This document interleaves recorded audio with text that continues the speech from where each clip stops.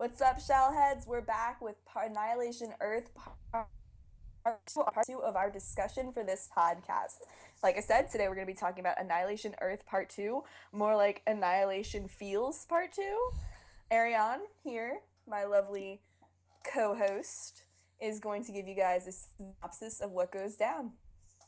Okay, so first off, we start with a huge battle right next to the black hole generator. And we find that Splinter and all of the several familiar faces come back to assist the turtles with fighting off the Triceratons in the Washington Square.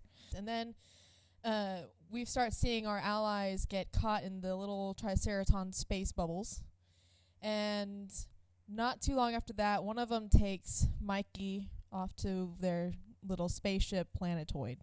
Anyway, Splinter and the rest of the, I guess, crew run off to rehash a new plan. Leo, Donnie, and Raph decide that they're going to try to save Mikey. Splinter decides he's going to take April and they're going to ally themselves with the Shredder. Mikey is on with the Triceratons and he tries to convince them, hey, please don't destroy Earth. We're all just trying to get rid of the Crane together. And, well, they decide that they're going to use the psionic extractor on him. Well, different things happen at once. It doesn't go according to plan, according to Triceraton plan. Shredder and Splinter end up being allied. The boys do end up saving Mikey in a sense. And then they all get back together on Earth just in time for some really intense things to happen. And a spaceship comes, Professor Honeycutt is introduced, and we take off ready for season 4. Some of us are ready for season 4. Some of us are still emotionally stunted. Yeah, you talked a lot about that awesome fight scene in the beginning. It was definitely cool, and we'll get to all the likes first, but I like to end on a good note, so let's get started talking about what we didn't like. This episode in itself, honestly, was almost pretty flawless. Definitely one of, if not the strongest, one of the strongest episodes I have ever seen 2012 do. Like, part 1 it's intense, but like part 2 just jumps to this whole new level, and like all of these deeper darker themes are hit, and it's so much more than we've ever seen 2012 do in a season finale. But there were some little things that I was able to nitpick out of there, and I know you have some too, that just didn't really go too well. And I know we have basically almost the exact same list. I'll get us started, and I'll change up the order because I know what you want to rant about last. And even though that's my first one, I'll put that one as last. I will talk about my least favorite thing that happened in this episode first. The scene with Mikey and the psionic extractor were built up to this massive weapon that's going to suck Mikey's brain out of his skull and torture him to death for information about Earth and the Krang. And it's like, going in... Yeah. Basically, like, I knew that it wasn't going to be as intense as we were led up to believe. It's kind of a predictable thing on this show. They make things seem super horrible, and it's kind of just like, oh, it's not too bad. Because, I mean, like, you can't suck right up, obviously, we can eat him. But the way that it was actually done on, like, this trip of ice cream kitties and rainbows and just, like, everything... understand you don't want to make this serious weapon. Like, I understand you want to build it up and then use it for comic relief. I get it, but, like, that was just absurd. Like, I sat there and I watched that, and I was just like, you've got to be kidding me. Like, is this really what's happening right now? And that leads into my second dislike, but I want to know your thoughts about the psionic extractor. Um, I I think you'll correct me if I'm wrong. But I think I remember them doing something similar to either Donnie in 2003. If it, I think I remember them doing something similar. Like in Similar concept. uh, Yeah. because whenever I saw that device, I was like, they they did they did this in 2000. They did something like this in Mm-hmm. 2003, and I was like, they're doing it to Mikey, and I was just like, Yep. I can I can understand the outrage at because it's again reflects back to the issues we had with Mikey's trap in Fourfold Trap, how he's always given the comic relief. He's always being coddled in a sense, like he can't take it. All the other turtles can take the serious heartbreak. They can take the serious damage. They can take the serious beat downs. They can take it. But not Mikey. Not Mikey. We need to protect him. He's the precious little cupcake. Don't hurt the little baby. The You know? cupcake. Um, don't hurt him. And it's kind of unfair to him because he's just as capable as the others are. Um, so I can understand the outrage. I personally thought that the comic relief in that scene came from the Triceratops Triceratons reactions. more than Mikey himself, because they saved that scene for me. Like them being Yeah. like, "Why is this not working? What? Stop it! Stop it! Stop it! Stop it! Stop it! Stop it!" It reminded Yeah. me of those old cartoons that I used to watch when I was a little kid. Mm-hmm. And so like that saved the scene for me from being in my like from being angry, because whenever I saw it I was like, oh, typical, once again Mikey can't handle the truth, uh but then the Triceratons were quite flabbergasted that it wasn't working, and I was like, oh, okay, that's actually kind of funny, ha. So I I don't know. That kind of like I said, it leads into my second dislike. I guess for me, it was kind of just like the fact like how he reacted to it. Like if I'm like 100% honest, like I expected it to just like tickle him. I didn't expect it to send him on a crazy trip of doom. And then like when they turned it off, he was still tripping. And like I sat there, I was like, calm down. I didn't even understand. Like it just blew my mind that they just like went that far. And they did a lot of things that went really far in this episode. Hint, hint, because we're getting to that later. But I'm just saying, like, it didn't have to be that intense. I think it was too much. Like, they could have toned it down and it still would have been okay. Although I did appreciate the ice cream, the giant ice cream kitties like fly. That was kind of funny. Yeah, it was. Whenever I saw his like big dilated eyes, I was like, He was "Dude, Mikey, you tired. gotta like chill out." I'm telling you. um, yeah, that was one of the. Yeah, I agree, but it was one of the things that. Uh, yeah. We just gotta overlook it because the rest of the episode's sheer awesomeness is enough to save. You think the Triceratons are enough to save that? I think that the entire episode is enough to save that. But let's move on.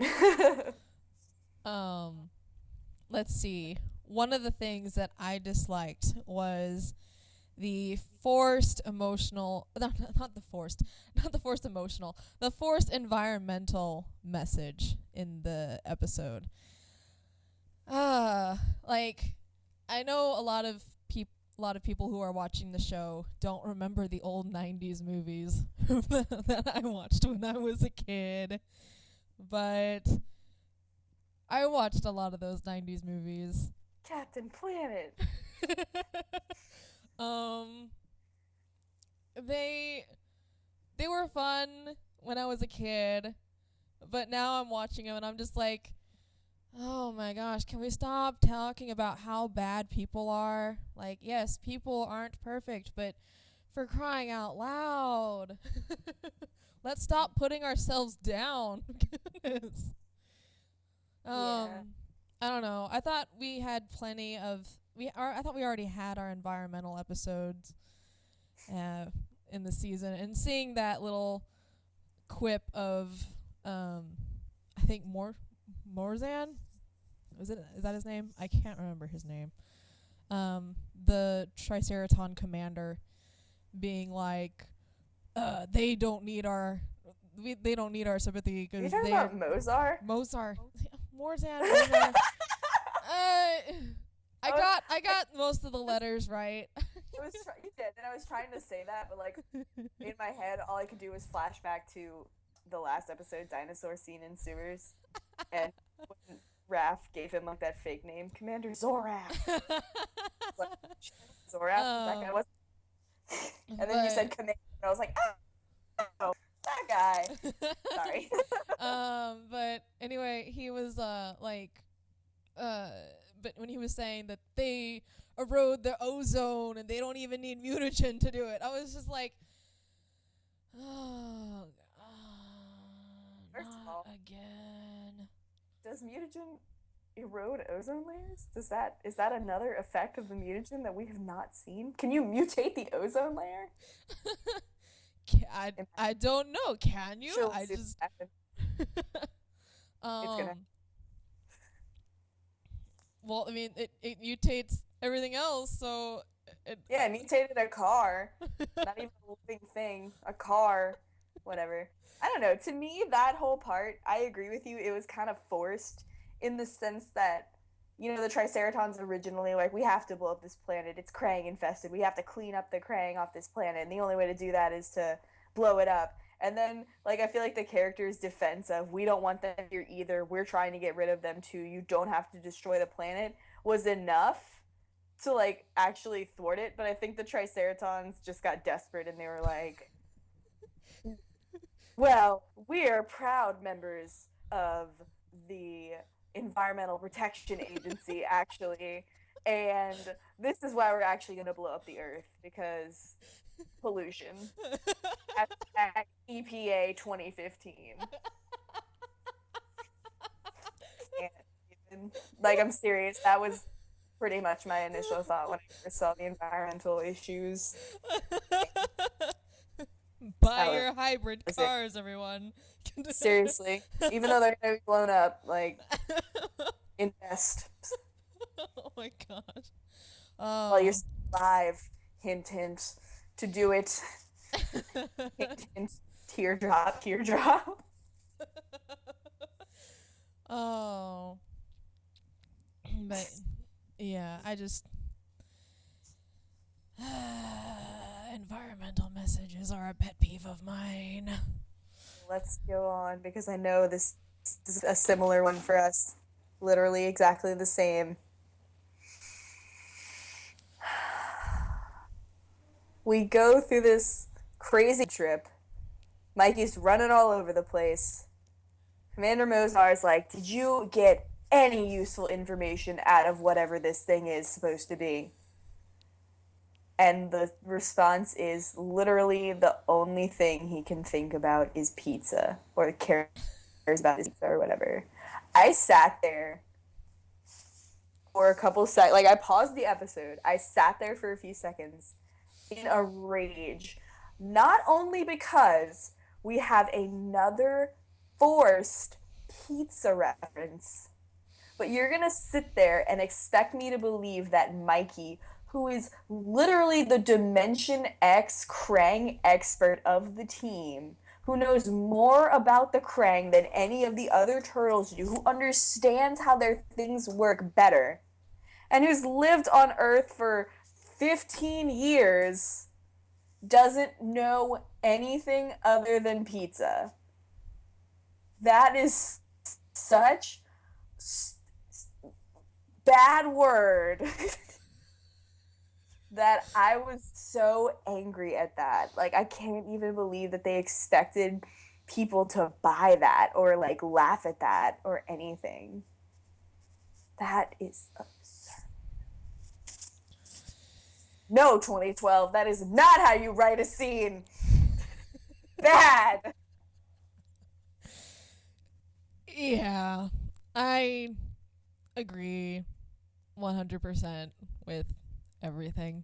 I was just like, oh dear God, not another one, not another one. Oh man, they did it. Oh God.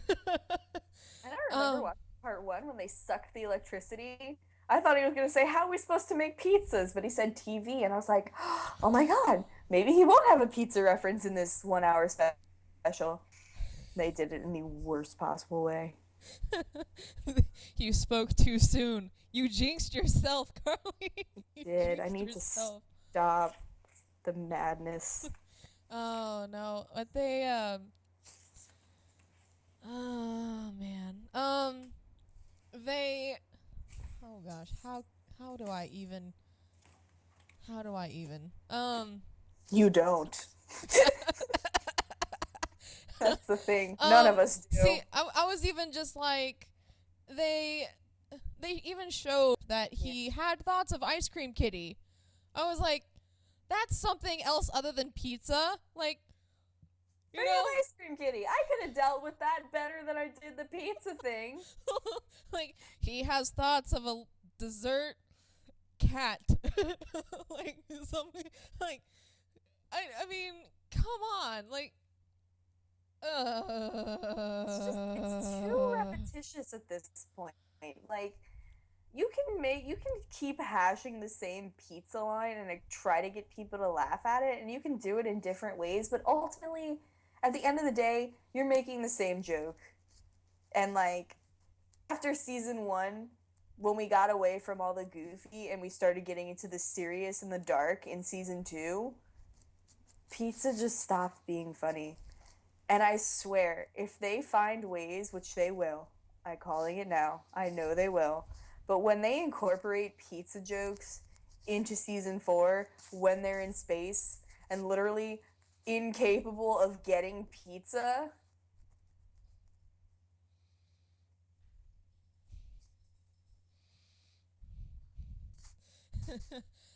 face palm, face no, desk. no, Oh, face Leo. face Leo. All right, we have the same one left. I want your thing. Okay. All right. My big dislike for this episode was Casey's final line. The final line we hear of this season, of this episode, is Casey going, "This is awesome!" And it is such a mood ruiner. We have just seen the world come to an end. We have just seen everything get sucked into a black hole. We have just seen everything we have known get destroyed before our very eyes. And we have all the characters expressing their grief in the ship. And then we have Casey just being like, "We're in space! Heck yes! Woohoo!" And I get why it's there. It's to get the younger audience, the target audience, to focus on the fact that instead of what we just saw, we're focusing on adventures in space time. everyone's don't focus on the fact that we just saw everyone die. We saw the world get sucked into a black hole. Focus on the fact that turtles are flying around, zipping around through space, kids. Buy the toys. Buy the toys. And that just seems like you're talking down to the kids. Kids can handle a lot, as seen by what they just witnessed in the episode. You can't take kids seriously and then talk down to them within 5 minutes. You can't have characters be more mature the previous season and then be less mature the next season. That is a huge thing that I just no. Big N-O means no. Put another O in there just for emphasis. Oh, okay. But and in the season 2 finale, we had Casey talking about how he was concerned about his dad and his little sister, and all of a sudden he has no thoughts about his family now. He's just all about woohoo space.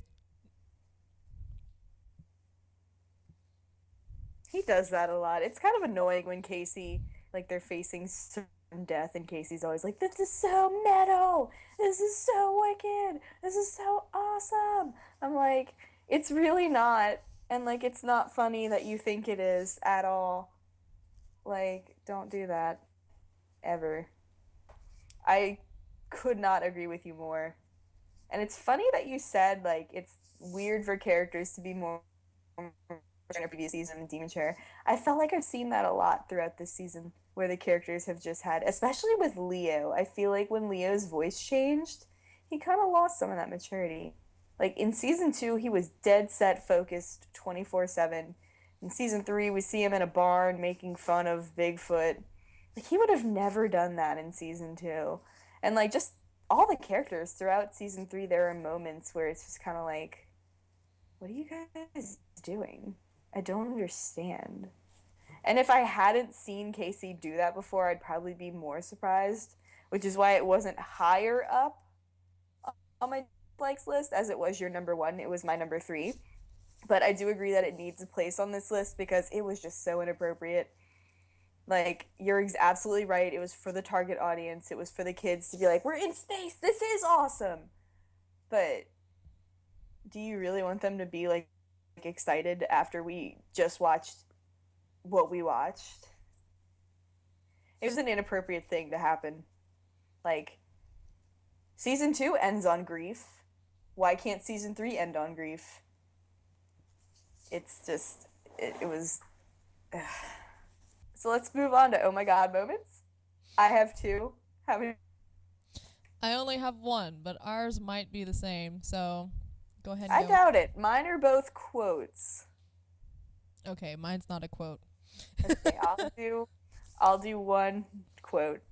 Okay. You can do. My first one, when I was laughing really hard, is in the first fight when Mikey says, "Let's kick their Jurassic."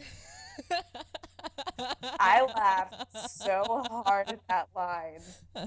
Like, you want a pun? That is a pun.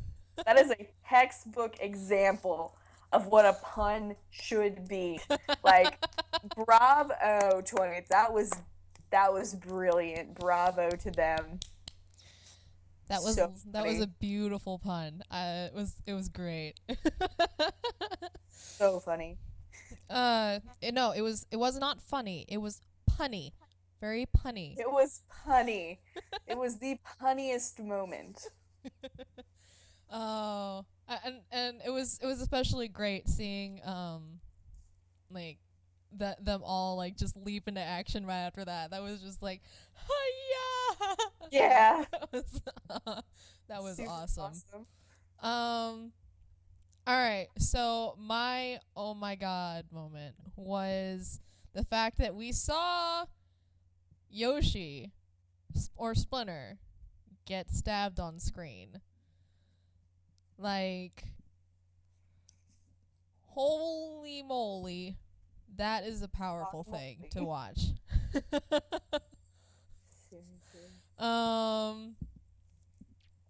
I honestly did not expect to actually see it. I was expecting it to be something that would happen off screen, just because that's how it goes, or just focus on Splinter's face or Shredder's face or anything but the actual act itself, like just the reaction shots. But speaking of the reaction shots, everyone's reactions right afterwards, spot on, perfect, amazing. But it goes right back to what I was saying about why I was ranting earlier. You can't have kids see that and then and take them seriously for that, and then talk down to them for the ending. This is awesome. Yeah. That's an interesting thing that you to put on your, like, I understand why you put it there. Obviously, that is one of the most oh my god moments of not only season 3, but the entirety of the 2012 series so far. Like, aside from us watching Tang Shen die, that was insane. Um, I'll get to my thoughts on that later because that's one of my thoughts in this podcast. All right. But definitely understand why you put that in oh my god. It was definitely an oh my god moment. But my second oh my god moment was another quote from Mikey. And I love when he has these types of lines. Like, I really do. I think they're so funny. And, like, I'm always ranting about how I think they make Mikey sometimes too stupid. But, like, these lines, when he says these types of things, like, I just laugh so hard. Because I think of all older fans who are kind of just like, oh. When Mikey said, my brothers are coming to rescue me, and they're going to kick your butts back to the Stone Age. That's right, the 1960s. I just, like, I laugh so hard because my parents were both born in the 60s.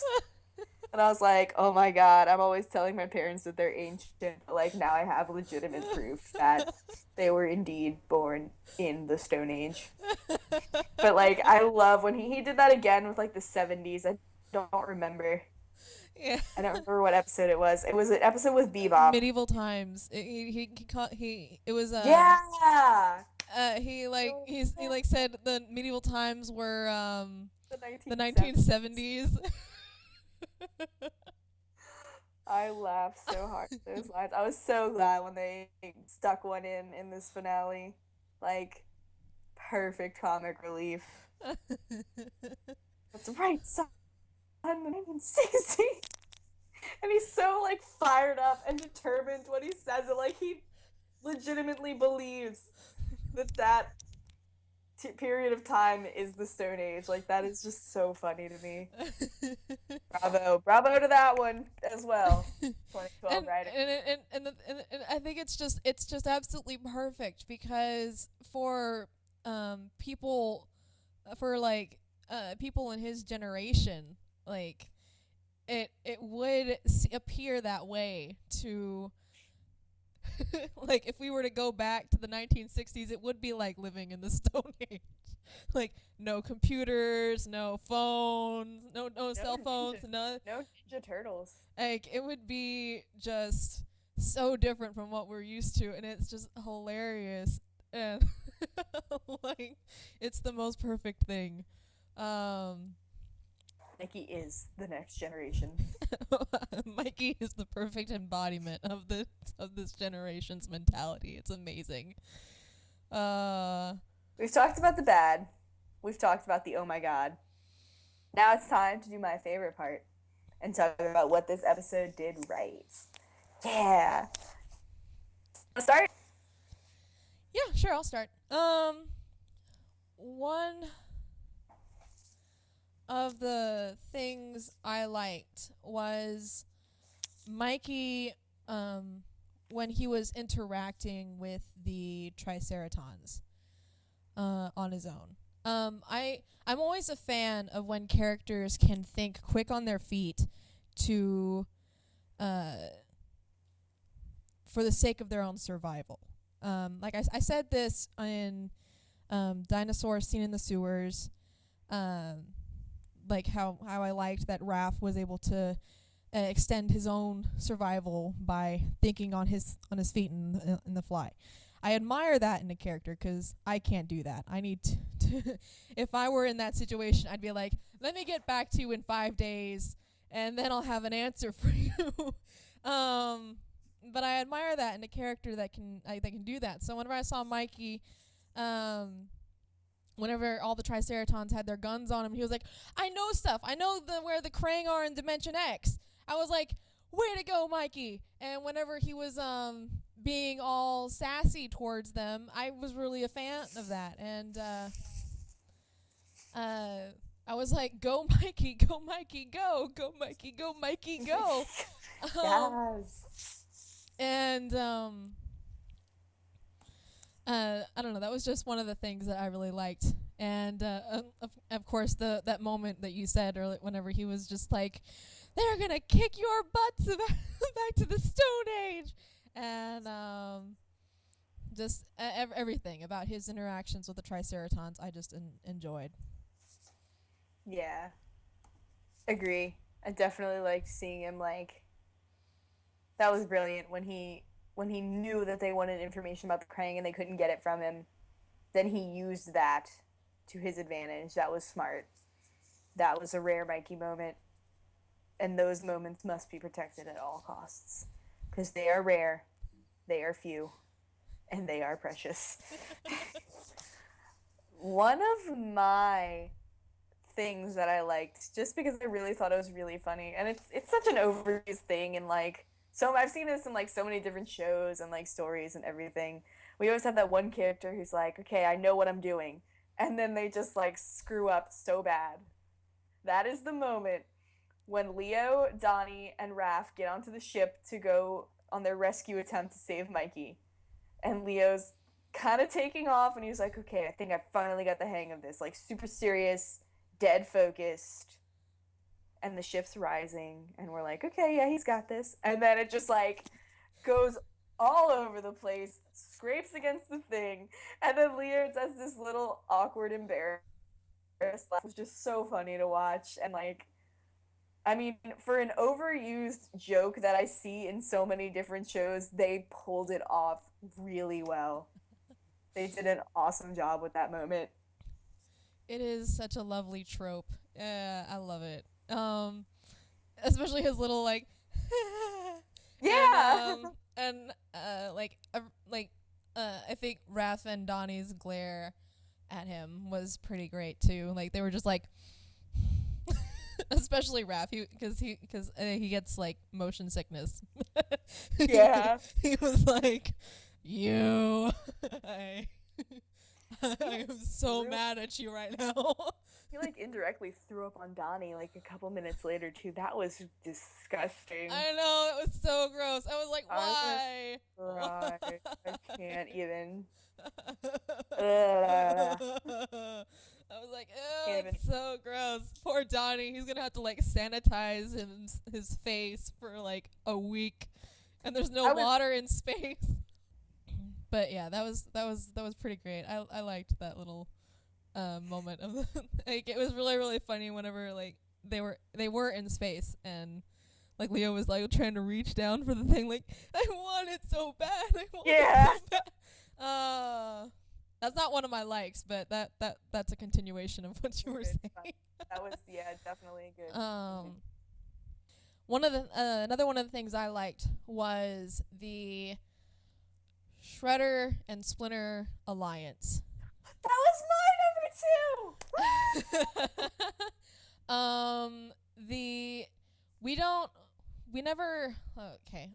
How do I say this?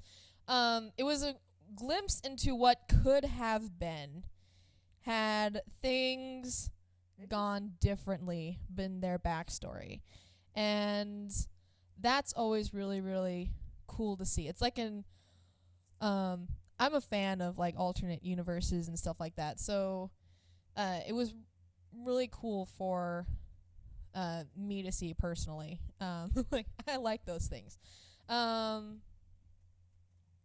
And of course, things turned out predictably. But for what we saw, it was really really awesome to see like two masters fighting side by side instead of against each other for a change. You may go and gush over this. It's interesting that you say what could have been because I say what should have been. You know, like I did not expect that team up. I didn't expect that team up to ever happen, and if it was gonna happen, I definitely didn't expect it to see it here. Um, when he said the shredder, I was kind of just like, bruh, you know what you just said, or did you get hit in the head by a triceraton? So basically, you Like, were April there. Like, are you sure? yeah, you sure? Um, maybe not. No, it was. I've to say I haven't been wanting it is wrong. I have wanted to see them team up, and that little taste of it we got in Tale of the Yokai was really cool to see. Um, and it does make you kind of wish that things had worked out differently. Like obviously we needed things to happen the way they could happen so the turtles could save the world from the Krang and eventually the Triceratons. But I mean, it was nice to see it in like you say unexpected, like you said expected. I did not expect him to stab him at all. I just expected them not to reach it in time. I was kind of hoping for an emotional like this is it, this is the end, like if you have anything to say to me, say it now. But the rest of this subject deals with a question we actually have to talk about at the end. So we'll save it for then. But beautiful moment. Yeah. Unexpected for me. Well, Completely I will crazy. I will say that to be honest, I kind of expected like I was kind of like hoping that Shredder would like keep keep the keep the momentum going and like hit the button, you know, through through Yoshi, but Through Splinter. but that didn't happen. So, you know, whatever. Some things just aren't meant to be. Pretty morbid. Well, Why couldn't you just stab him harder? Didn't you hate this guy for like the longest time? Come on, put some force behind that stab. Clearly you didn't hate him enough. Shredder, that hate could have saved the world.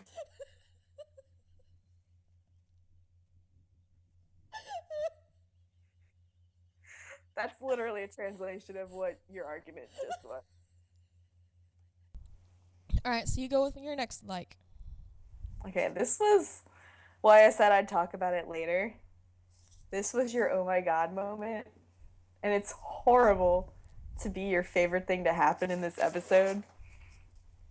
But dude, we watched just like I can't even form the words. We watched Shredder kill Splinter in front of everyone. And then moments later, we watched the world and everything that these characters have come to know and love just fall apart and disappear right in front of them. And I don't like it for the concept of what happened. I liked the fact that 2012 took the initiative and took that step and made all of that happen. I have a terribly bad habit of underestimating 2012 sometimes in the sense that they're not going to give us the full on force of what could have been.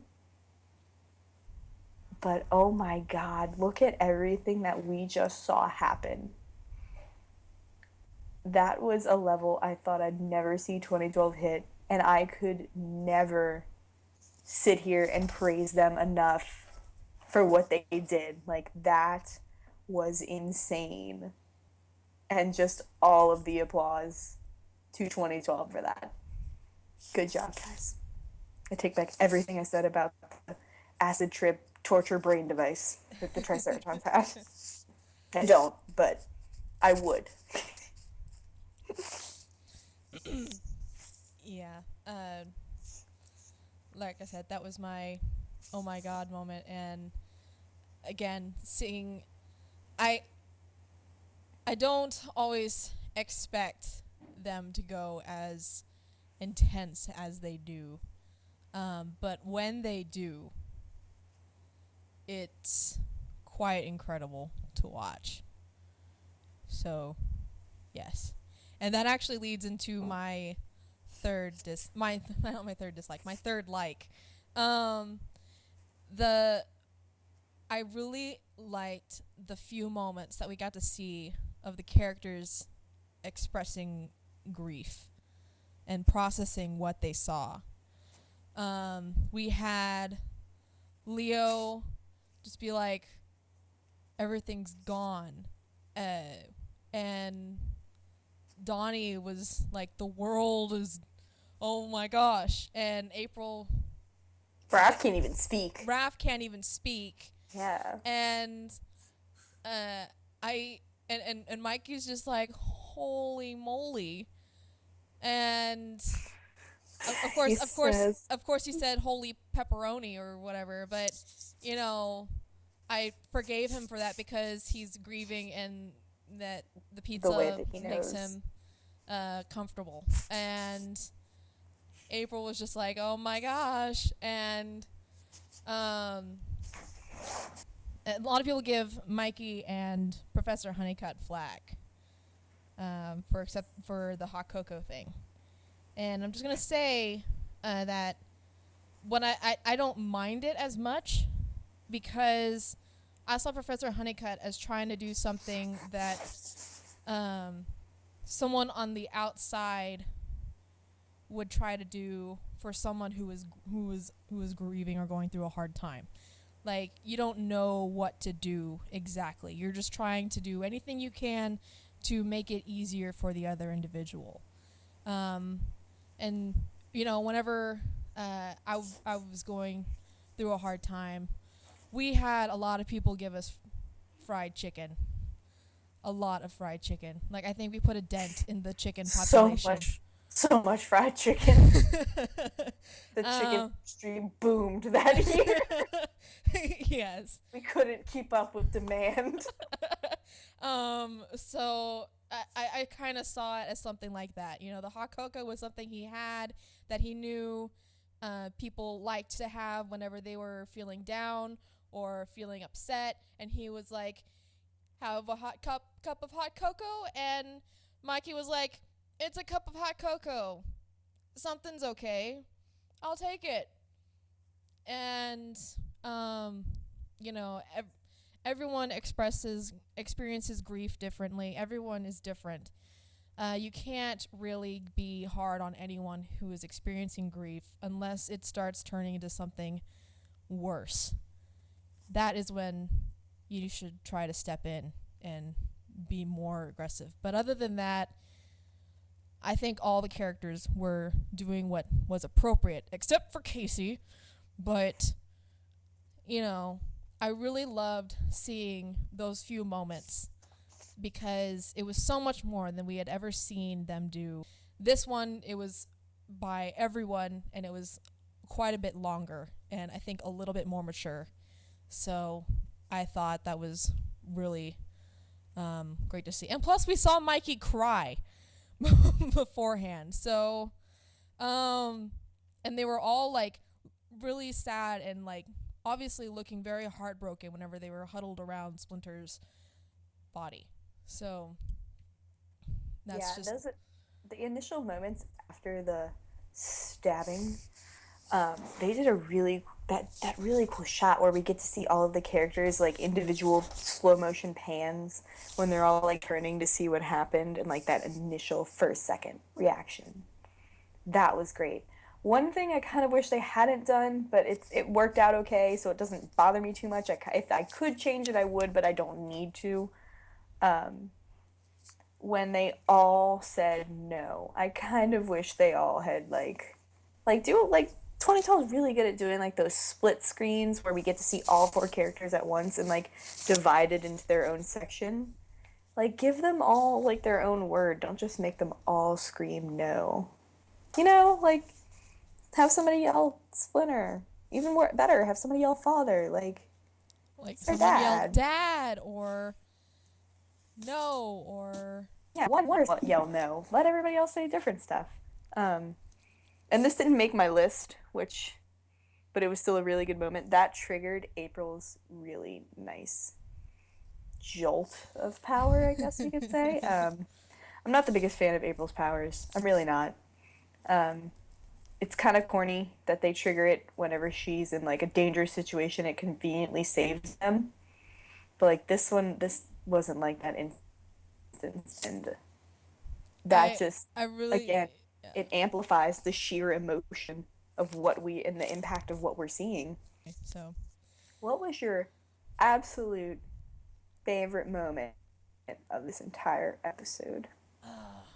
there were a lot of great moments, Oh yeah, but the all of them one by the Fernando. one moment that stood out to me uh, that made me really excited the about the episode was the first fight, the fight that opens up this half of the season finale, um, because we get to see all the allies come in, and um, and it's really intense, and it's just so brutal to watch some of the things that the Triceratons do to these characters that we know, and I'm not saying that the second fight that happens at the end isn't brutal, because oh my gosh, that one, but it's brutal for a whole other reason. This one is brutal because it shows us who these Triceratons are and what they are willing to do to other characters that get in their way. Because we don't know anything about these characters except for what we're seeing right before us. Um, so whenever they like stomp Mondo Gecko, who is not a fighter. Yeah, why was he even there? That was my initial thought when the first time I watched this episode, and he was there with them. I was like, maybe he's one of the Ashigaru-sha, like they talked about Timothy being in season one, when Timothy was like, I don't know what Ashigaru-sha is, and Donnie was like, cannon fodder. They sent in them as expendable soldiers. I was like, did Mondo Gecko just make the rank of Ashigaru-sha? I was like, maybe he's there for like moral support, but he just got too excited. I don't know. He's supposed to be like a cheerleader, but he was just like, ah! But man, whenever I saw Mondo Gecko get like stomped underneath all of like 3 Triceratons, I was just like, oh my gosh, he's not a fighter, you guys. He's just got a skateboard. Like, and then Muckman was. And then when we saw Muckman just get utterly obliterated by the Triceratons' laser fire, We see a skull fly away. and You watch that shot? Like a skull flies out. I'm like, it's just um, complete and utter madness what happens in that fight, and just so intense. And we see all the turtles just get flung around, and I think Leo gets a concussion because he's thrown into Bishop's robot body, and Bishop runs away. I don't know what happens to him, but he I escapes bet he somewhere. escaped. I bet we'll see him in season 4. Yeah, I bet he had like a spaceship hidden somewhere and he got out of there. but it was just like, what in the world is happening? It was amazing. That was my favorite moment for several reasons. But Yeah, you make it go now. absolutely. My favorite moment's kind of weird because like it definitely wasn't the best moment, but it was my favorite just because like since he's my favorite, I was kind of disappointed with Leo in this finale. He didn't really have any shine out breakthrough moments like he typically does. And I feel like as leader he should have a lot. So and especially like, so I was kind of like just waiting for that one moment where Leo was going to like wow me, and it finally came closer to the end of the episode when they were all captured by the Triceratons, all four turtles, in their attempt to save Mikey, and they were going to be executed or whatever. And Leo's like, you can destroy us, but that's okay. But I'm going to give you one last chance to leave the Earth alone, or I'm taking this entire place down. Like, and I was like, oh my god, what's he gonna do? And really awesome move by Leo too, like grabbing, like flipping over the one that grabbed him, taking that teleporter and using it to teleport a hole into the thing. That was brilliant. Like, good job writers for coming up with that one, and good job Leo for actually thinking of that and executing it. And then Mikey is ultimately the one with the save too, because like he's the one who grabs the other teleporter and gets him out of there before anything bad can happen. And it's like we have that moment of relief, but like kudos to Leo and Mikey for that. Like that was awesome to watch. And like I'd been waiting for a moment like that the entire finale. So I was glad that I at least got one. I'll be honest, when Leo said that he would take the ship down, I almost expected him to blow himself up again. I did too. I was like, gosh darn it, Leo, stop it. Stop it, stop it, stop it. No blowing yourself up again. Like that was a cool line. I'm gonna give you all one chance before I take this place down. I was like, oh. he's gonna do it. Hashtag Lita in blue. Gonna kill you. Good job. But yeah, so now we will get to our questions. Of the week. All right. So the first question is from an anonymous, and it goes, can either of you explain why the Shredder did that? It's so messed up.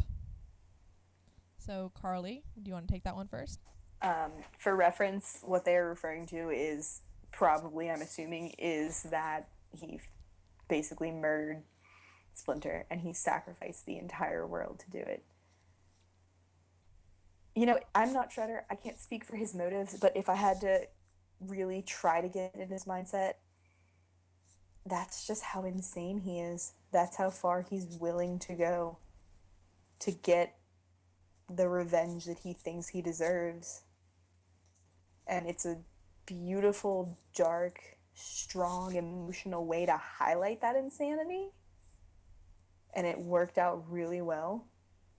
But if I had to tell you, I think it was just a plot device to really remind us. Because you kind of forget in the moment, because you're watching him fight alongside Splinter this entire episode for the fighting. Not this entire episode, but for like half the episode, you're watching them fight side by side and actually work together. And you kind of forget for that split second that these guys are enemies.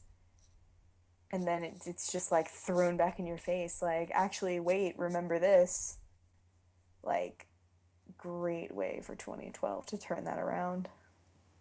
So, why did he do it? He's just that insane. He's just that driven to get revenge. I kind of agree with you. The easy answer would be he's a villain. And he really, and as he stated in previous episodes, he cares not for humanity. In my mind, it's a little bit more than that. He is quite selfish.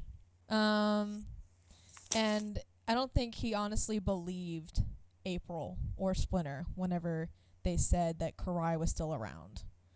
I think that if he had known for a fact that she was, then maybe he might have considered a different option.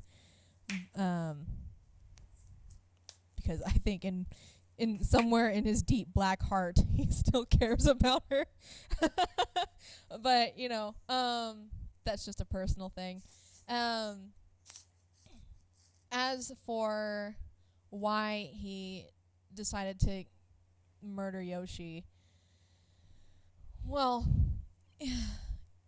at the expense of the world.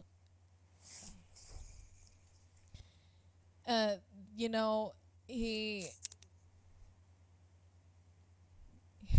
he he seeks revenge at all costs, and usually when you devote your life to revenge, you have to accept the fact that there's not much else afterwards.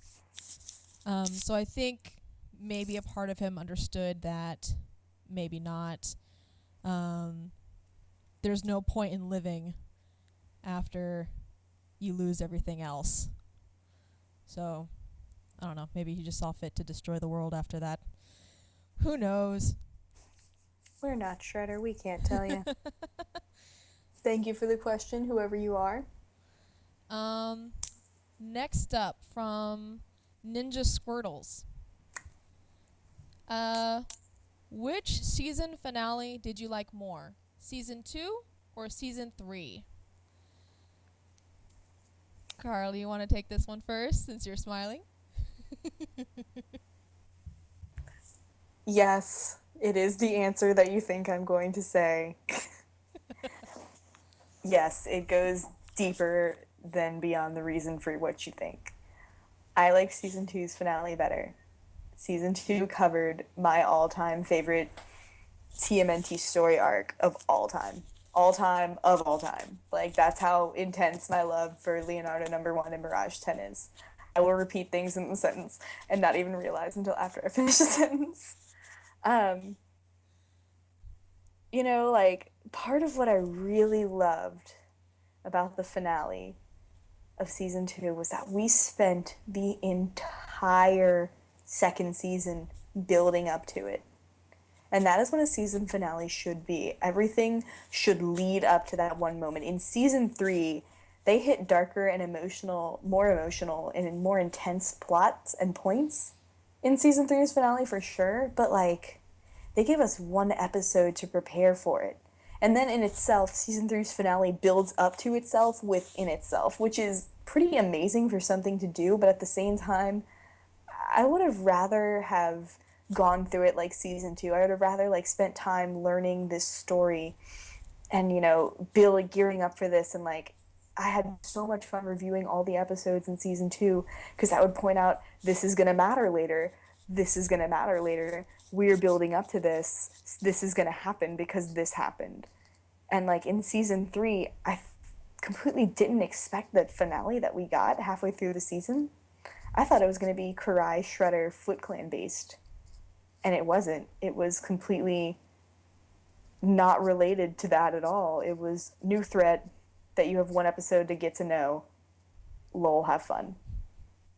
Like season 2, they just took their time. They did a beautiful story. Such a different concept. I just can't say it in any other way that like I just appreciate the fact that season 2 led up to finale. Season 1, we think we resolve the problem, we end on a happy dance party and everything's all good in the world. Season 2, we lead off into uncertainty, just like this one. We don't know where we're going from here. We know we're going somewhere. We don't really know where it is. We don't know what we're going to face. And like tragedy-wise, season 3 blew season 2 out of the water, but like at the same time, like I just keep going back to this point, we had so much time to lead up to everything and just instantly get into this brand new story within one episode. And I mean, it worked, but it could have worked better had we had more of a forewarning throughout season 3 that this was the route we were going to take. Season 2 wins. I love me some Leonardo #1 and Mirage 10.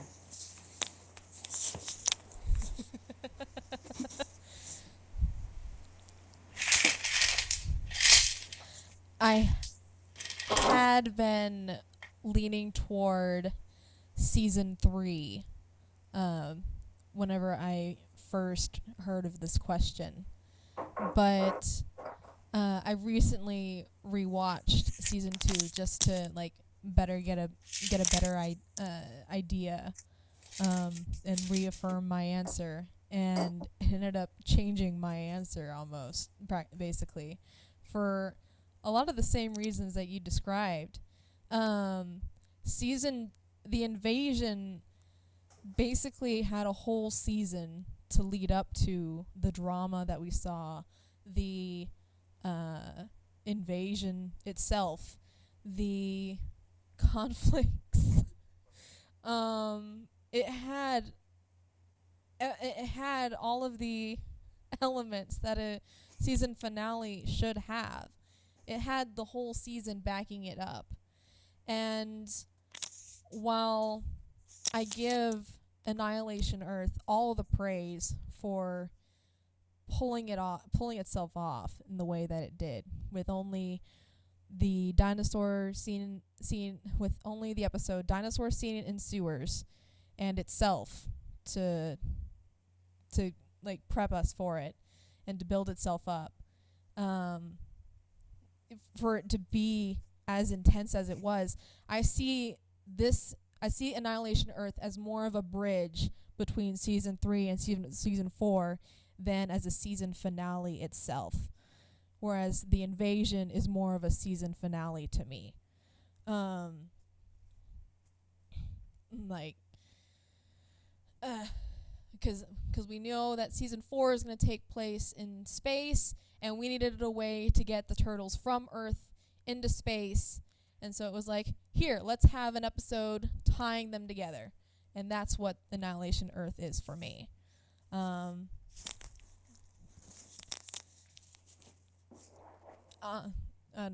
That's Plus Leonardo number 1 and and plus the Leonardo number 1 is pretty amazing. That that's really important. That's super important. That is the most important.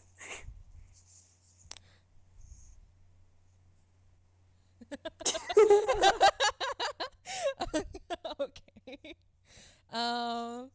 So I hope that answers your question, Ninja Squirtles. Thank you for sending it in. Our next question is from another anonymous. What are your thoughts on the fact that they brought April and Casey with them into the space arc? Before I answer, guys, don't be afraid to send on anonymous questions. You get a shout out. It's awesome. We're not mean. I promise. Unless you diss Leonardo number 1 and Mirage 10, then I get mean. No. I don't really know how I feel about it. I kind of had a feeling April was going to make it. A little more surprised about Casey going, but then again, they did bring him with them in season 2 as well. And I guess Josh Peck is a high-paid voice actor, so we got to keep Josh Peck relevant in the series.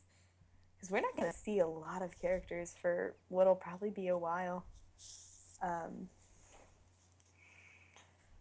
mean, it's kind of hard to say. I think I need to see how they do in space, or if they're just going to be like the characters that are there. Like, are they actually going to have a point? Or are they just going to survive so we can say we killed like one less person, even though we just killed 7.2 billion others? I'm hopeful that they'll do well in space.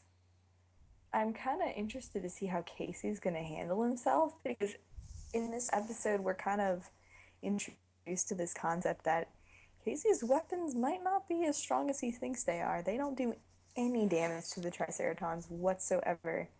And there's bound to be tougher stuff out there than the Triceratons. What happens when he goes up against them?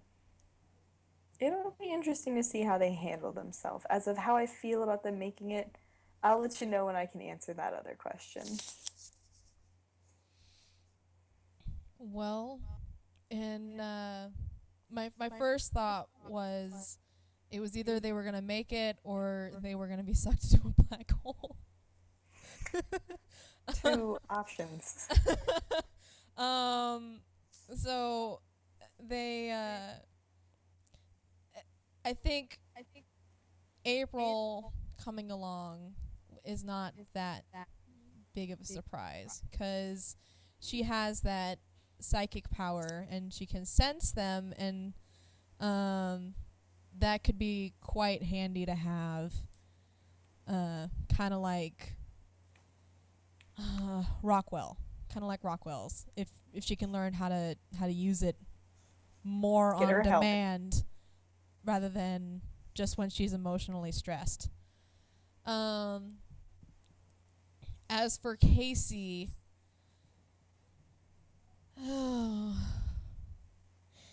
I think I can foresee him getting an upgrade from Dr. Honeycutt very soon, because I think all of them are going to get some sort of little upgrade, but Yes. I think Casey especially will be wanting, hey, would you mind making me some harder explosives or something better? Plasma-based hockey pucks. Plasma hockey pucks, please. Well, there were a lot of comparisons to Casey being like Han Solo way back in the day. It'd be pretty funny if he had like little guns. That would be hilarious. I'm already have reserve about giving Casey like baseball bats and stuff. I would not trust him with a laser gun from space. It'd be a bad idea, but it'd be kind of funny at the same time. I don't know. I think it'd be hilarious for at least one He episode would just to have. shoot. He would shoot things for fun. And it would be hilarious to see the turtles be like, "You are not allowed to have this anymore. No." Mama Raff. Mama Raph says no. Anyway, I hope that answers your question, Anonymous. Thanks for sending it. Um, Is that like the thing? Thanks for your question. Oh my god. Peace out. One final question. One last question, also from an anonymous. Who, in your opinion, was the strongest character in the finale? Please say why. Oh, hard question. Definitely hard. Because it's just hard because, like, to me, like, no character really stood out any more than the other ones did. Like, they all played a role. And aside from that one Leo Mikey moment, no. I don't want to say Shredder because I don't like him. I don't want to say Splinter because bye-bye. Bye-bye, You just all look Splinter. You know who I say is the strongest character from this finale? Who? Kirby O'Neill. We see him for 2 seconds. But we know he's dead. Again. Okay, the reason why we're laughing so hard is because this is like an inside joke between us. Like, bye-bye Kirby O'Neill. Because we say hi and bye to him a lot in the series. In the beginning of season 1, and then he comes back in the end of season 1, and then we say hi.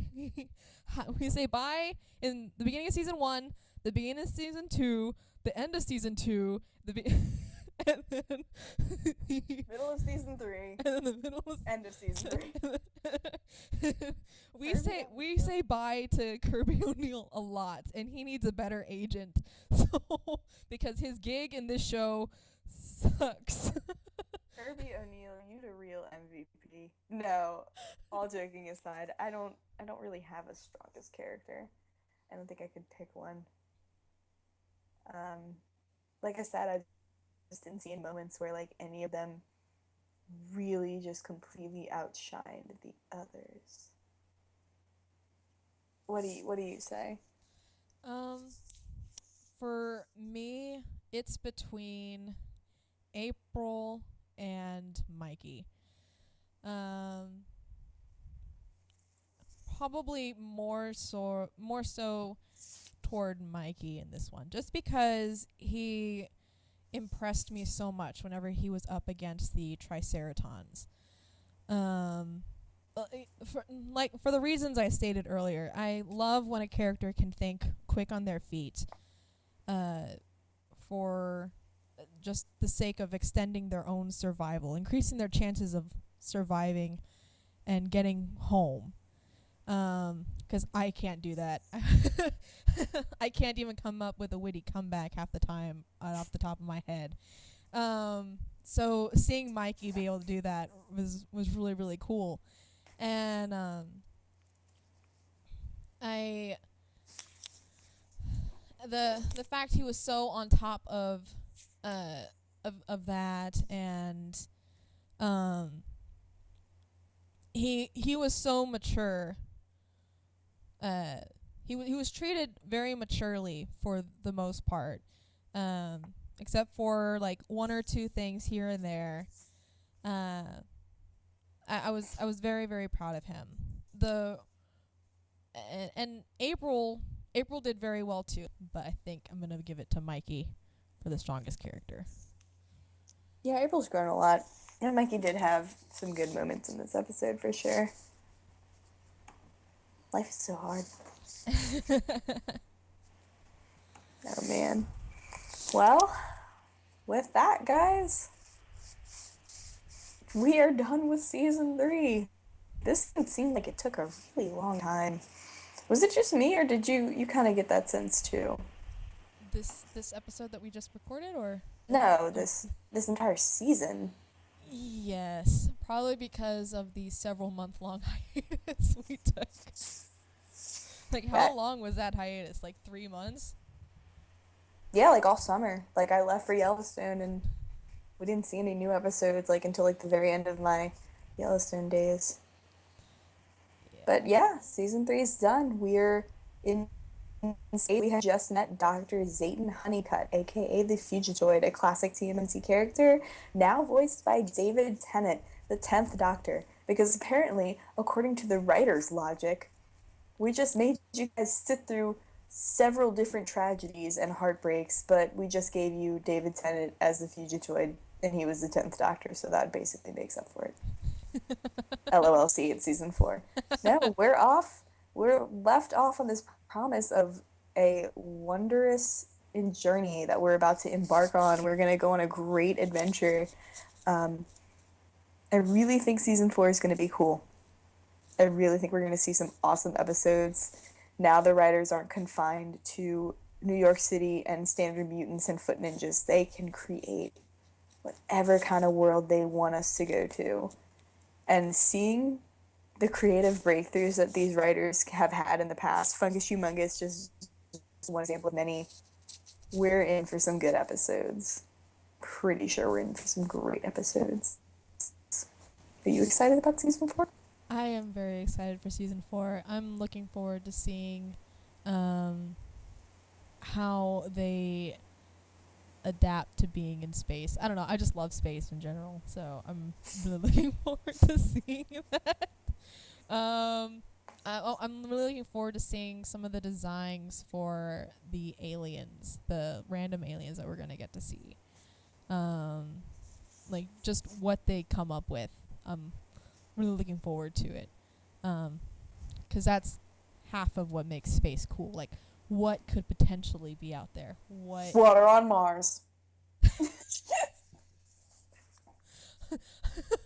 the life forms, not not the water. Although the water's cool, but the life forms. Water is life.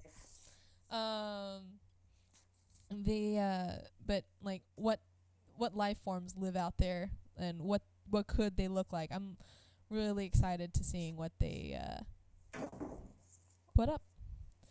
And yeah, I'm looking forward to season 4. Solid season finale. Super high points hit. I don't even want to know how they're going to try to top any of this in the next season finale. Because they have this wonderful habit of continuously topping what they did in the last season finale. And we just saw a major event. How are they going to top that? I don't know. We'll find out when we get there in a year from now when we record our next podcast about the next finale. 10 out of 10 for me. Things that bothered me, can totally overlook them for everything else that happened. Yeah. 10 out of 10. I can overlook just about anything.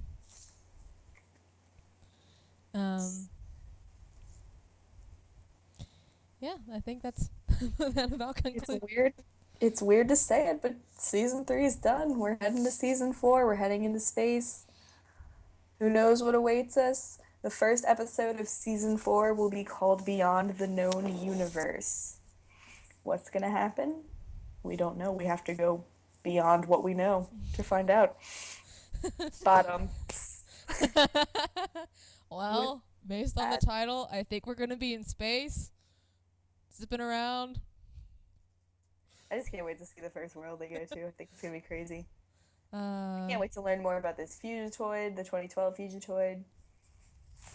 It's gonna be exciting, and most of all, I can't wait to see how they dig themselves out of this hole. They have just created a giant crater, laid down in the crater, and had several million cement trucks pour cement all over them. It's gonna be yeah. a good time. Uh, High hopes. I'm looking forward to seeing how that turns out for everyone involved, which is the whole world. Minus like 6 people. Yeah, 6 people. We didn't save Ice Cream Kitty this time.